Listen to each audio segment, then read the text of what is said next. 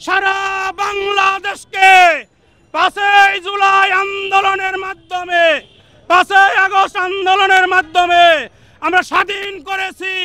চাঁদাবাজি করার জন্য নয়, টেন্ডারবাজি করার জন্য নয়, দখলদারি করার জন্য নয়।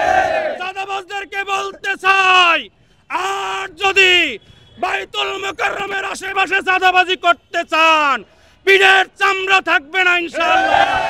আমরা কথা দিতে চাই ব্যবসায়ীদেরকে, এই এলাকায় যারা চাঁদাবাজি করবে, সন্ত্রাসী করবে, তাদেরকে ধরে গ্রেফতার করবেন।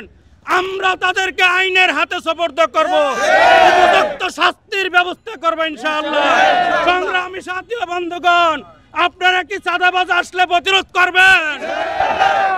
আমরা চাঁদাবাজদেরকে সহ্য করব না।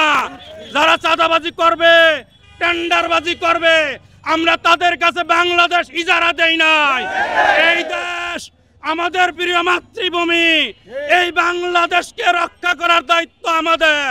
তাই আমরা রক্ত দিয়ে হলেও এই চাঁদাবাজদের প্রতিবাদ করতে চাই, প্রতিরোধ করতে চাই।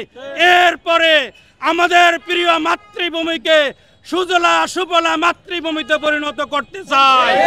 এদেশের মানুষ ক্ষুধায় মরবে না, দারিদ্রতায় মরবে না ইনশাআল্লাহ। আমরা যদি সক্ষম ভাবে এই দেশ হাল ধরতে পারি ইনশাআল্লাহ, চাঁদাবাজ সন্ত্রাস নিপাত যাক, নিপাত যাক। সংগ্রামী সাথী ও বন্ধুগণ, আমরা আপনাদেরকে যদি ডাক দেই, আপনারা কি আমাদের সাথে একাত্মতা করার জন্য প্রস্তুত আছেন?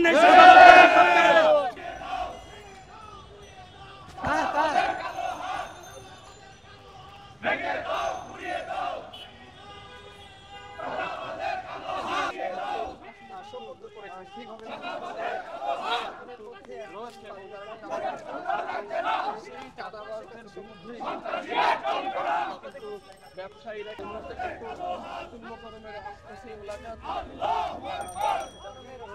দক্ষিণ